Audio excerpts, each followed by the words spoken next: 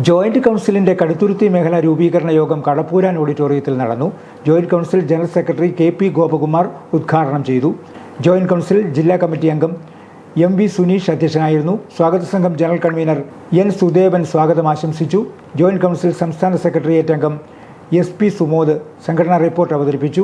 Indian communist പാർട്ടിയുടെ കടുത്തുരുത്തി മണ്ഡലം secretary PG ത്രിഗുണസെൻ, joint council സംസ്ഥാന കമ്മിറ്റി അംഗം MJ ബെന്നിമോൻ, ജോയിന്റ് കൗൺസിൽ ജില്ലാ സെക്രട്ടറി PN ജയപ്രകാശ്, ജില്ലാ പ്രസിഡന്റ് MD അജീഷ്, ജില്ലാ ട്രഷറർ PD മനോജ്, ജില്ലാ വൈസ് പ്രസിഡന്റ് AM അഷ്റഫ്, ജില്ലാ joint secretary R Pradeep Kumar, ജില്ലാ സെക്രട്ടേറിയറ്റ് അംഗം NK രതീഷ് കുമാർ, ജില്ലാ വനിതാ കമ്മിറ്റി സെക്രട്ടറി ഏലിയാമ്മ ജോസഫ്, സംസ്ഥാന വനിതാ കമ്മിറ്റി അംഗം ശ്രീലേഖ KV എന്നിവർ സംസാരിച്ചു.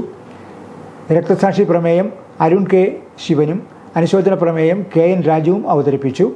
ബിനോയ് VR കൃതജ്ഞതയർപ്പിച്ചു.